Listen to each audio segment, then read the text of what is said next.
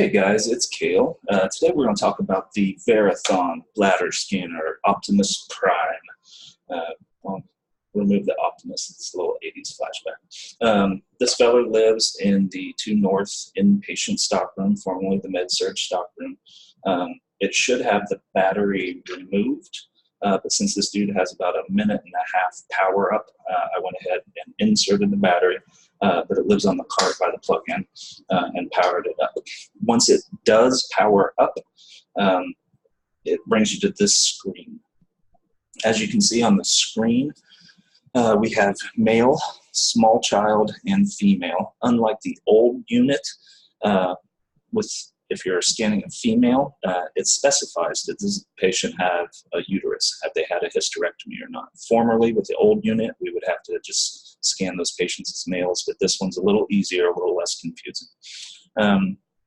Kids, generally, just like the old unit, less than 60 pounds, we're going to select kid. Otherwise, we're going to select by sex. So if they're a preteen, 70, 80, 90 pounds, we're just going to select by sex. The unit itself is incredibly self-explanatory. It guides you through everything step by step, as we'll see here in a second. If you're kind of old school like me and need a visual reminder, there is step-by-step guidance from the manufacturer built in here. And then I will post this video via QR code on the card as well if you need a quick reminder and you're not at a computer station to review this. So to bladder scan somebody, we're going to do our hand hygiene, explain to the patient exactly what we're going to do and why. Education is always important for the patient. Say we're going to scan a man. We're going to select male. Again, it lays everything out here step by step for you. Unlike the former unit, where everything had to be done on the patient's right-hand side, you can actually select here, left or right-hand side, and then the computer recognizes that arrow monitoring that the former unit did and adjusts accordingly internally. So if you need to be on the left-hand side, you can scan on the left-hand side with this unit. We'll just say right-hand side for the sake of this demonstration. Step 2, we're going to apply gel. Where do we put the gel on a patient? So anatomical landmarks, we're going to find the pubic symphysis, those bones, your pubic rami that meet down here. We're going to palpate those. And just like the picture shows, we're going to apply gel, aquasonic gel, about 3 centimeters or so above that pubic symphysis. For most patients, that's generally in their pubic hairline or just above. And we're going to put a good deal on there. I tend to put a little bit on top of the transducer probe as well. Once we have them supine in position with the aquasonic gel on there, we can then grab the probe. The probe, as you see here, has a little feller on there. The head needs to be oriented in the direction of the patient.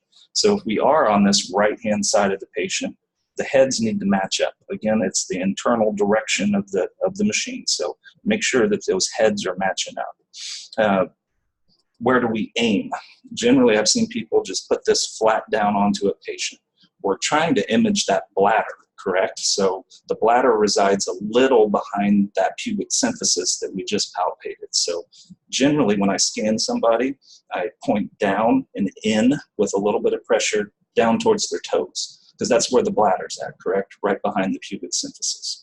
Once I'm angled and steady with a little bit of pressure, you can hit the button or you can hit the scan button here. You can hear it, you can feel some mild vibration, and then we have a readout. Now, of course, I don't have a bladder here to scan, so it's not going to show you, but there's a directional crosshair here. Say we caught a little bit of urine over here.